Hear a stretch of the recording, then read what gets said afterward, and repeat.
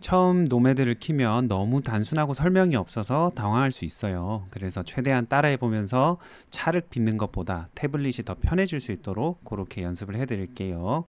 오늘은 첫 시간으로 화면 구성과 조작 방법, 그리고 3D 개체의 특징을 알아보도록 할 건데, 우선 좌측 하단의 와이어 메뉴를 누르시면은 지금 조각하고 있는 물체의 폴리곤을 표시해 줍니다. 폴리곤은 한국말로 다각형 면이라고 생각하시면 됩니다. 3D 물체는 이 폴리곤의 집합체예요. 이 폴리곤의 수가 더 많을수록 더 정밀하고 세밀한 표현이 가능하겠지만, 메모리 용량을 많이 필요로 하니 무작정 폴리곤 수를 높이는 것은 곤란해요.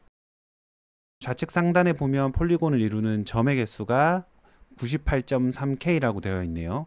즉 현재 거의 10만 개 가까운 점이 존재해요. 이 벌텍스라는 거는 점이라는 뜻이고, 벌티시스라면은 이제 점의 복수형이죠. 자, 이 10만 개의 점의 정보는 72MB 램을 쓰고 있어요. 보통 10만 개에서 50만 개 정도는 대부분의 태블릿에서도 가볍게 돌아갈 거예요. 자, 이제 화면을 움직여 볼게요. 저는 현재 펜을 지원하는 갤럭시 태블릿으로 작업을 하고 있고, 손가락으로는 화면만 회전하고 싶어서 설정창에서 보이는 것과 같이 펜으로 화면을 회전하는 기능은 다 끌 거예요. 이렇게 해야만 손으로는 회전을, 펜으로는 그림을 그릴 수 있게 됩니다. 우측 상단에 보시면 알록달록한 기지모가 있는데, 여기를 클릭해 보시면은 빠르게 화면을 정렬할 수 있어요. 면을 클릭해 보면은 해당 방향으로 원근법이 없는 정사형 도면 형태로 화면이 정렬되는 걸 볼 수 있어요.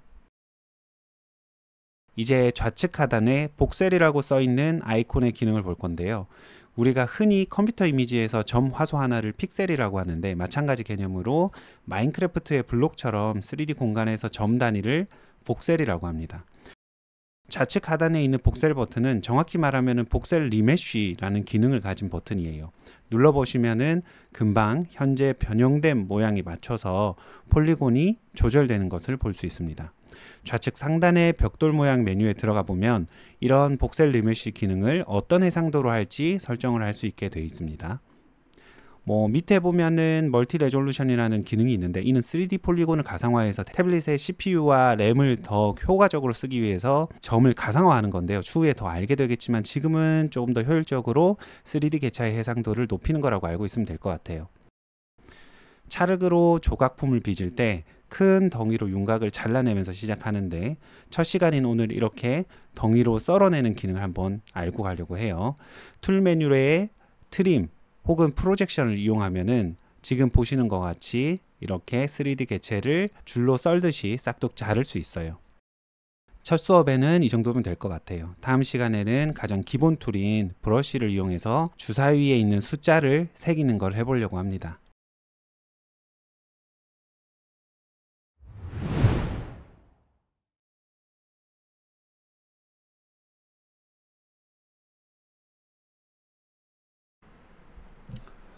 두 번째 노매드 강의 시간입니다.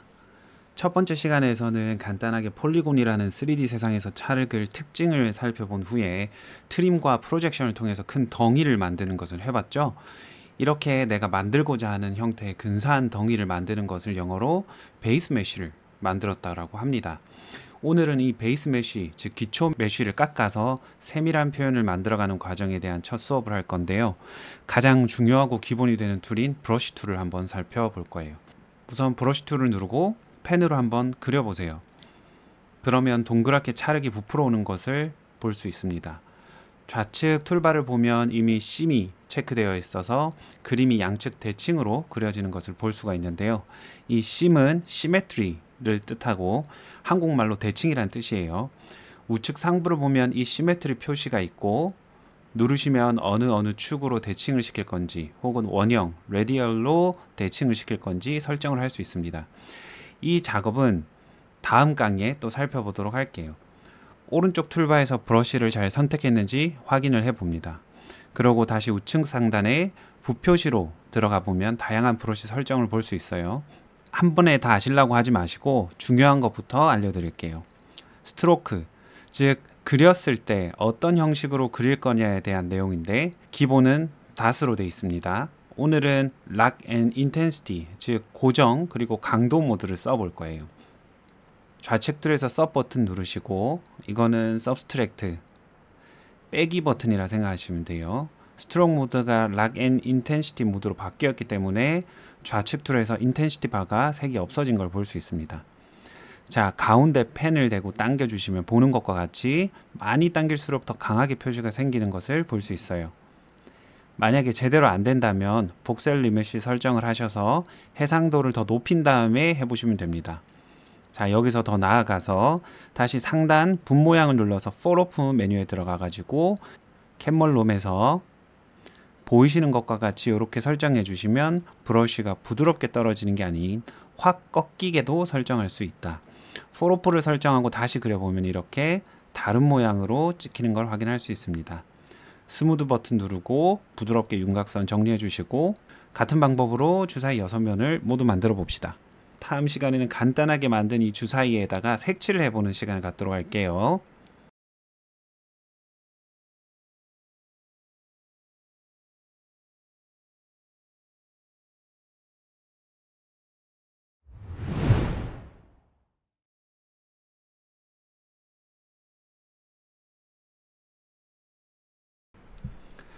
오늘은 쉽고 재밌는 색칠하는 시간이에요. 1, 2강처럼 중요한 설명은 없어서 편안하게 듣고 즐기시면 됩니다. 오른쪽 툴바에 페인트를 눌러줍니다. 좌측 툴바 아래쪽을 보시면 색이 있는 동그란 구가 보이는데요. 누르시면 색을 정할 수 있는 색상 환이 뜨죠. 원하는 색을 선택하시면 실시간으로 미리 색이 적용되는 걸 볼 수 있어요. 러프니스가 있는데 이건 거칠기를 표현하는 거예요. 거칠기가 낮으면 표면이 매끈해서 반사가 잘 되는 표면을, 높으면 빛이 사방으로 퍼져서 은은한 느낌을 줄 거예요. 메탈리스는 말 그대로 금속성을 정하는 건데, 금속은 아주 특이해서 빛을 받을 때 그 빛을 그대로 반사하지 않고 빛을 머금었다가 본인의 금속의 특유의 색으로 빛을 반사하는 특징을 가지고 있어요. 보통 금속이면 1값을 아니면 0값을 쓰는 게 현실 세계에서 더 확실한 표현이지만 중간값을 써서 다양한 표현을 해봐도 괜찮아요. 원하는 러프니스와 메탈리스를 선택했다면 페인트 올 버튼을 눌러서 전체적으로 색을 입혀 볼게요. 주사위 색이 마음에 들었으면 이제 주사위 숫자를 색칠을 해볼 거예요. 다시 색상구를 선택을 하고 이번에는 가운데를 검은색으로 러프니스를 1로 주고 메탈리스는 0으로 해볼게요. 자, 이제 색칠을 하면 됩니다.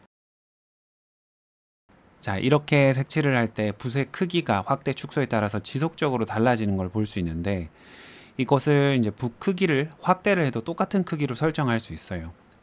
우측 상단에 스트로크 메뉴를 여시고 월드 스페이스 라디우스를 체크를 해 봅니다. 이러고 나면은 이제 확대를 하거나 축소를 해도 그 크기에 맞게 붓 사이즈가 고정되어 있는 걸 볼 수 있어요. 사실 저번 강의에서 홈을 팔 때도 사용했으면 편리했겠죠? 자, 오늘은 여기까지 열심히 하셨으니 이미지 파일로 한번 사진을 찍어 볼게요. 파일 폴더 버튼 누르셔서 렌더 메뉴에 엑스포트 PNG를 누르시면은 이제 태블릿에 친구한테 자랑하기 좋은 이미지 파일로 렌더링이 되어 있는 걸 볼 수 있습니다. 오늘도 고생하셨고 다음번에는 좀 더 재밌는 모델링을 해보도록 할게요.